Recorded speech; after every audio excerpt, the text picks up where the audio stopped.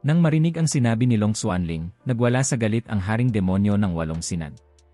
Hawak ang 2 maso, sumugod siya at sinabing, "Anong pakialam ng haring ito sa reputasyon mo?" Dahil dito, nagpakawala ang haring demonyo ng hindi mabilang na mga maso patungo sa bibig ni Long Xuanling. Inilabas na rin ni Meng Yuanji ang kanyang mahika at sinabi, "Patron Long Xuanling, masama ang iyong hangarin. Hayaan mong tulungan ka ng abang mongheng ito na maliwanagan." Nang makita ni Long Xuanling na sumusugod pa rin sila sa kabila ng banta, agad siyang gumawa ng mga hand seal para sa isang spell at nagsalita, "Kung ipipilit ninyong makialam dito, huwag ninyo akong sisisihin kung magiging marahas ako." Kaagad, nagpakawala si Xuanling ng hindi mabilang na mga sinag ng espada. Ang mga sinag na ito ay agad na tumama patungo sa kinaroroonan ni Kinnan. Iwinasiwas ni Kinnan ang kanyang heaven-shattering saber at nagpakawala ng isang atake, ang Heavenly Desolate Single Slash. Ang mga sinag ng espada mula kay Long Xuanling ay naputol. Si Ming Wang, na nasa loob ng Heaven Mending Cauldron, ay iwinasiwas din ang kanyang mga kuko para kumalmot gamit ang ataking Demon King's Art. Nang makita ni Long Xuanling na pinagtutulungan siya, dali-dali niyang ginamit ang Four Lands Extreme Yang Flash. Isang napakalaking payong ang lumitaw at hinarang ang lahat ng mga atake mula sa grupo ni Kinnan. Naging sakim ang haring demonyo ng 8 sinag at sumigaw, "Hihe, hindi ko akalain na may ganito ka palang kayamanan. Kung ganoon, sa akin na to." Nagpaalala si Ling Lanlan sa lahat, "Sugod lang kayo. Kung kulangin kayo sa lakas immortal, ako na ang bahalang magpunan yan para sa inyo." Nang makita ni Long Xuanling ang sitwasyon, bumuhos ang malamig niyang pawis na parang batis. Lihim niyang kinakalkula, ang lakas ng mga taong ito ay hindi maarok at mayroon pa silang Dao Spirit na tumutulong. Kung aasa lang ako sa sarili ko at sa mga walang kwentang ito, baka mamatay ako dito. Dahil sa naisip, mabilis na kumuha si Long Xuanling ng isang talisman at ginamit ito. Bago siya umalis, sumigaw siya pabalik, "Kinnan, maghintay lang kayo." Pagkasabi nito, ang grupo ni Long Xuanling ay nailipat na sa ibang lugar ng talisman. Itinago ng haring demonyo ng 8 sinag ang kanyang mga maso at nagsabi ng may pang-aalipusta, isang grupo ng mga duwag. Nang makita ni Xiu Shenliang na natakot at tumakbo ang kalaban, nagsimula na naman siyang magyabang, "Matalino ang grupong yan. Kung nahuli sila ng isang hakbang, ako na mismo, ang immortal na ito, ang kikilos para patayin sila dito mismo." Sanay nang marinig ang pagyayabang nito, agad na nagalit ang haring demonyo. Hinawakan niya ang 2 kamay ni Xiu Shenliang, hinila ito, at sumigaw, "Hoy, bata! Hindi ka pa ba tapos sa kasinungalingan mo?" Napasigaw sa sakit si Xiu Shenliang, Alam ko na ang pagkakamali ko." Bumaling si Kinnan at nagpaalala sa lahat, "Tara na. Dapat na rin tayong pumasok sa lupain ng pamana." Ngunit pinigilan sila ni Meng Yuanji, "Teka muna.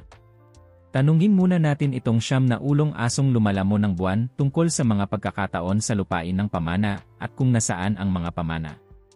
Nang makitang ginagamitan siya ng spell ng monghe, sumigaw ang aso, "Lecheng kalbo! Hintayin mong makalabas ako, kakagatin kita hanggang mamatay." Nang matapos na ang lahat, tinapik ng haring demonyo ang balikat ni Meng Yuanji at pinuri ito, "Magaling ka pala, Yuanji." Malamig na nagtanong si Kinnan, "Ito rin ba ang ginamit mong bitag sa akin noon?" Nang makita ang inis na mukha ni Kinnan, agad na iwinagayway ni Meng Yuanji ang kanyang kamay at sinabing, "Hahaha, ang nakaraan ay nakaraan na. Bilang tao, dapat laging tumingin sa hinaharap."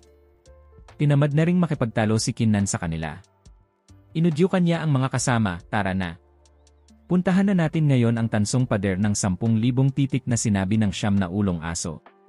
Tuwang-tuwang sumigaw si Ling Lanlan, "Tara na." Samantala, sa tabi ng isang sapa sa kung saan, nakatakas na rin ang grupo ni Long Xuanling.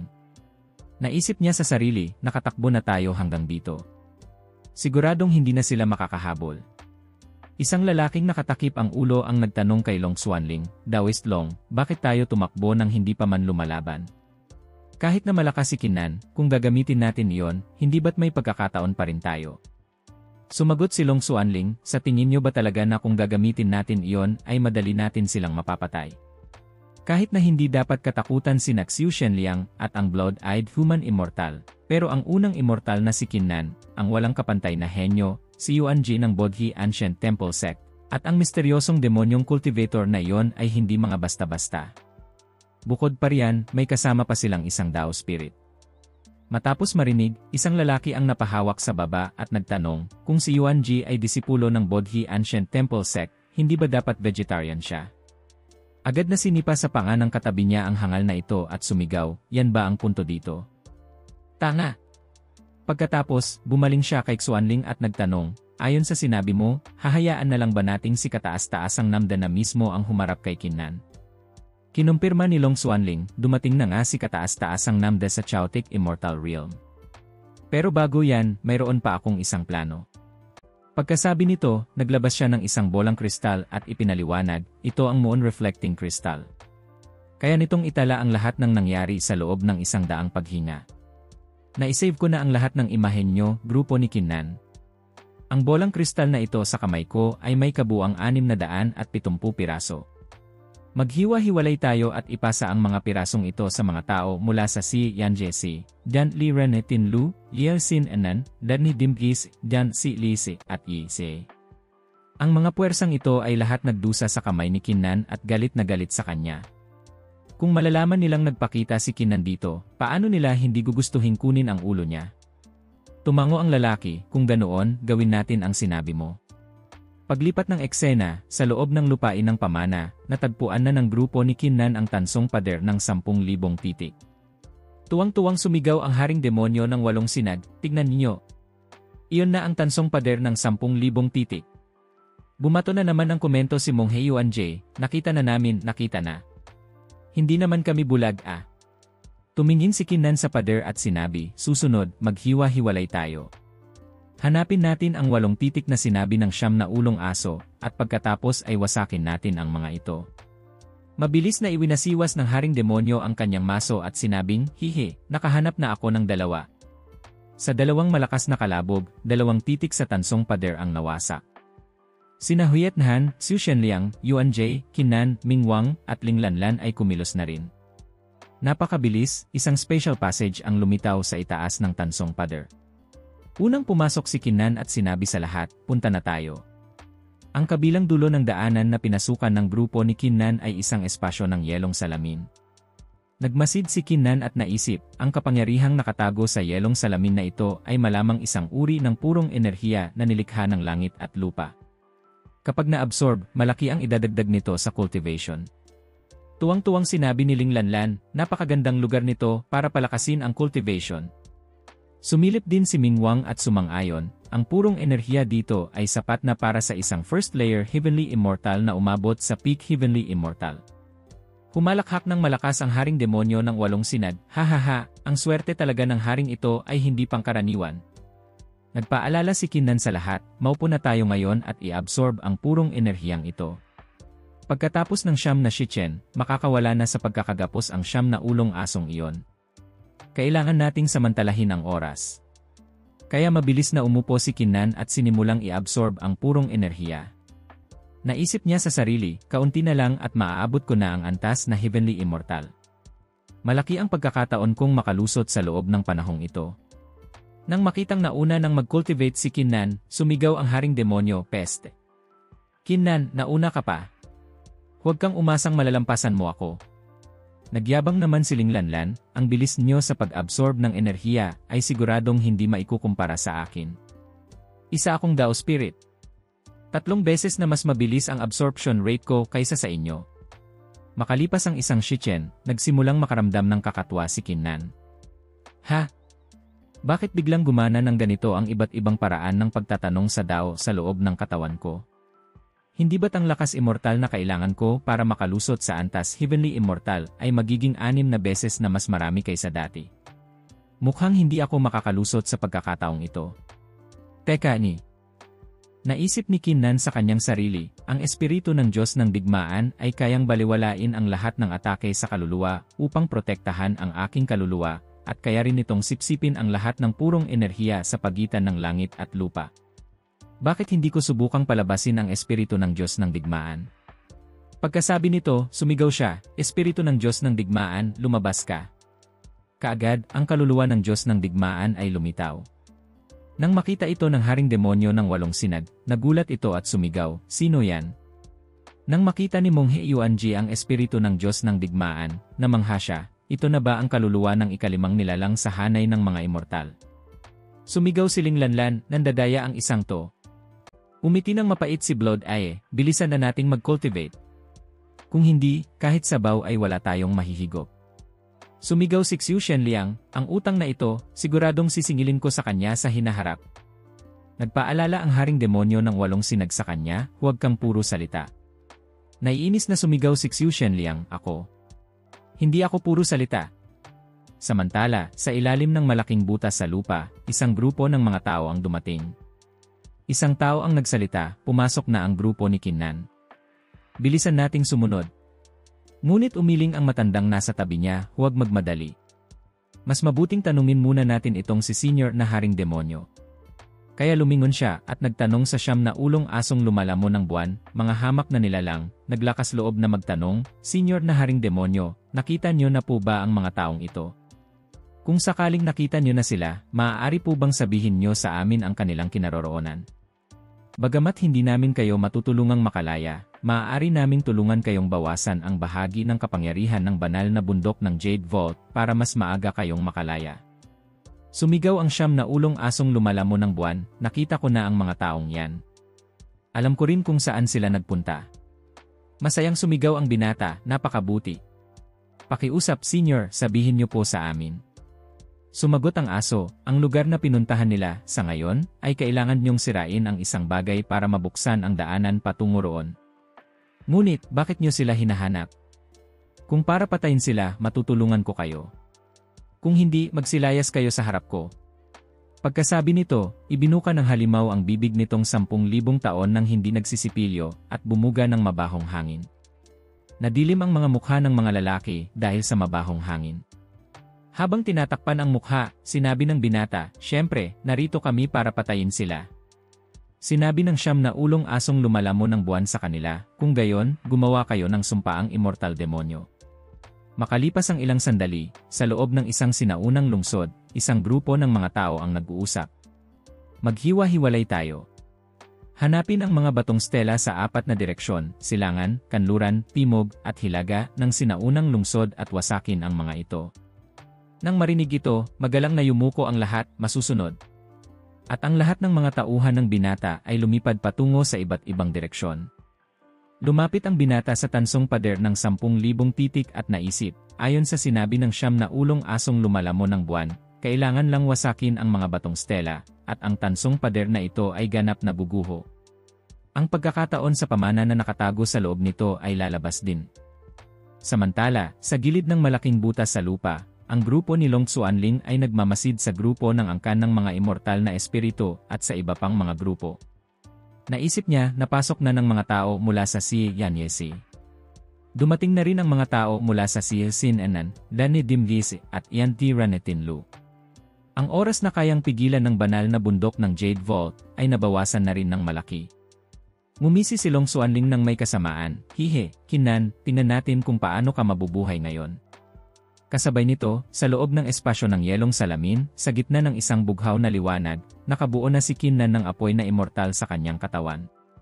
Ang kanyang kasuotan ay unti-unting natatanggal sa kanyang katawan.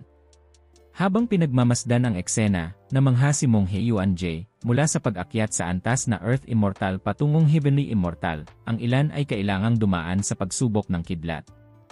Ang iba naman ay magkakaroon ng kasuotan ng Heavenly Immortal. Hanggat hindi pa tuluyang nasisira ang kasuotan ng Heavenly Immortal, saka palang masasabing tuluyan nang nakapasok si Kinnan sa antas na Heavenly Immortal. Tumayo na si Kinnan habang ang kanyang damit ay patuloy na natatanggal. Sumilip si Mingwang at namangha, ang batang ito, sa wakas, ay malapit ng maging Heavenly Immortal. Sa ganitong paraan, may papakita na ng Heaven Mending Cauldron ang paunang lakas nito, at ang pagkakagapos nito sa akin ay mababawasan din ng malaki. Bigla, umalinggaw ang tunog ng mga pagbitak mula sa itaas ng pader ng kuweba. Crack! Crack! Crack! Crack!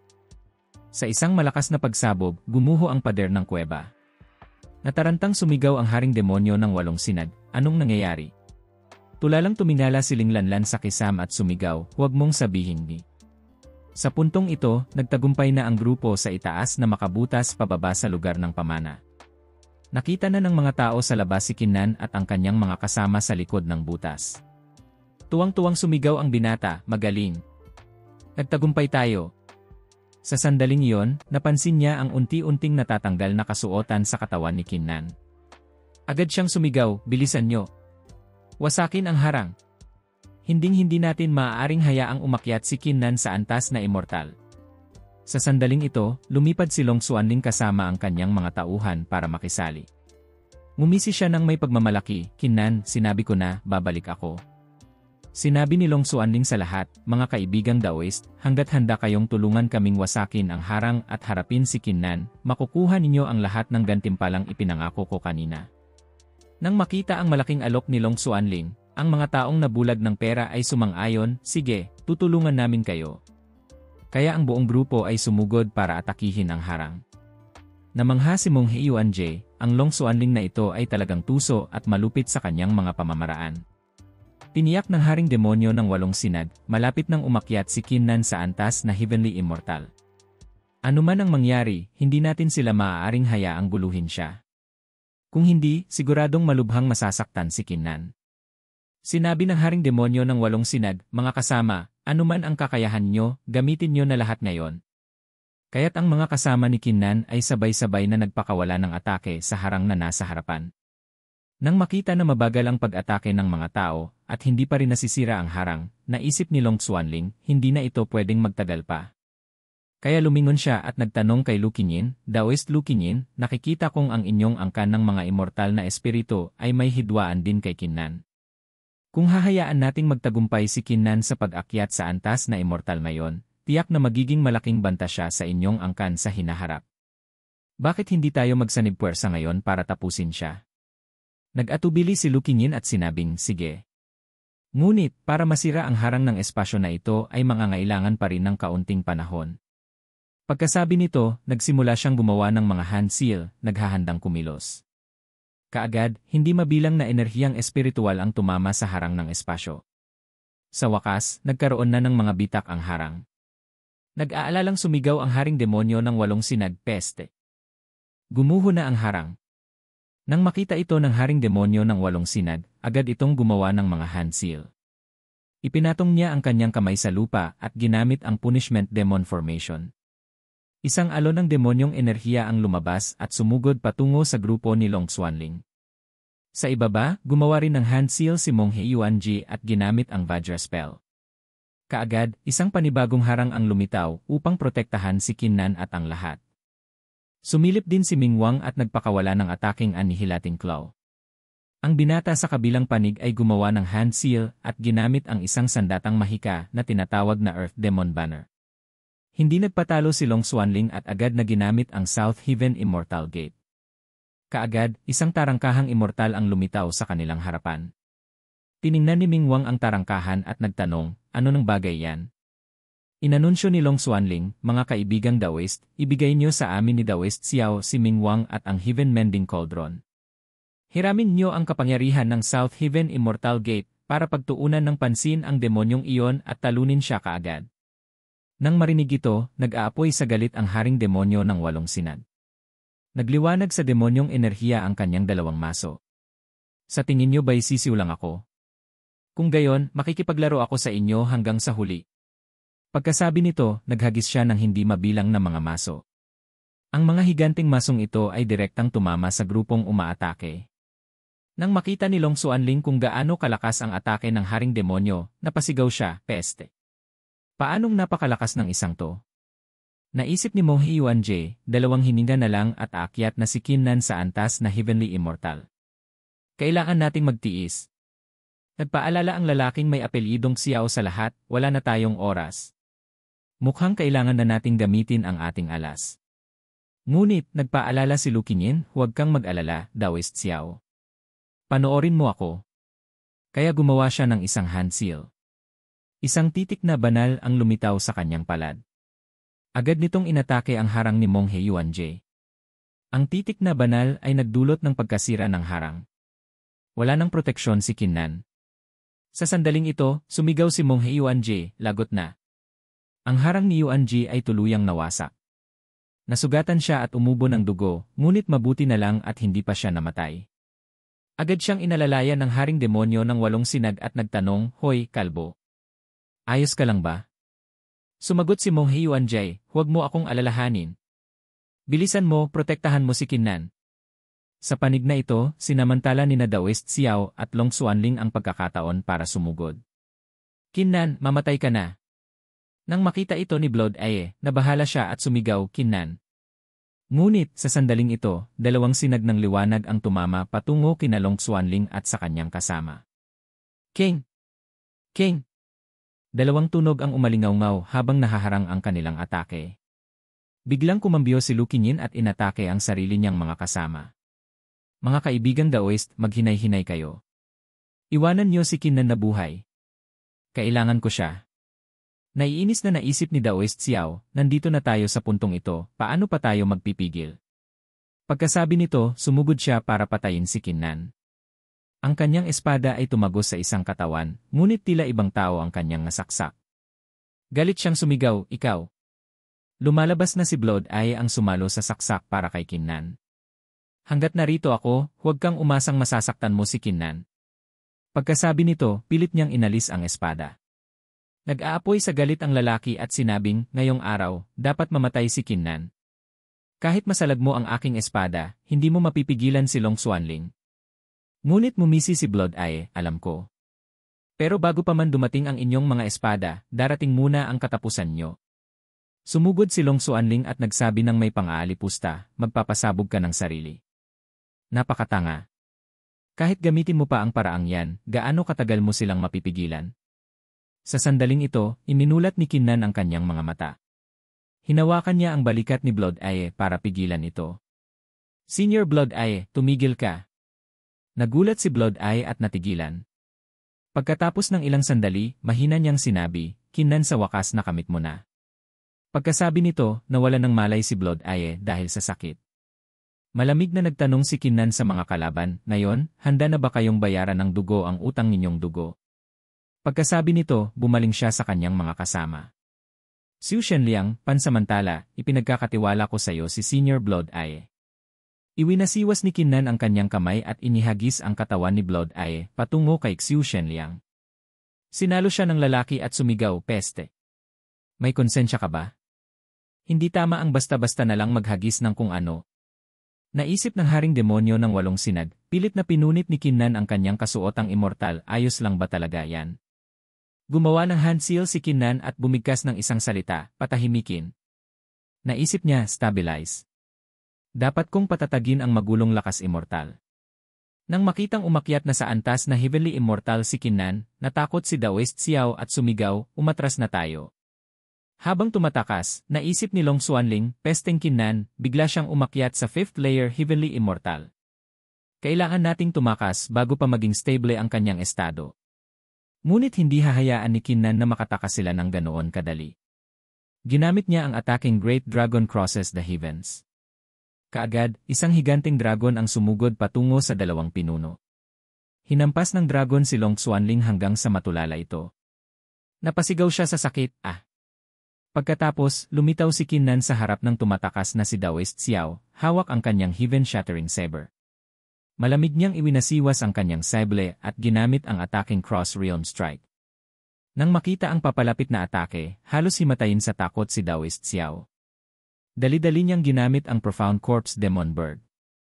Agad, lumitaw sa langit ang ilang nilalang na mukhang tulala pero kasing bangis ng asong ulol.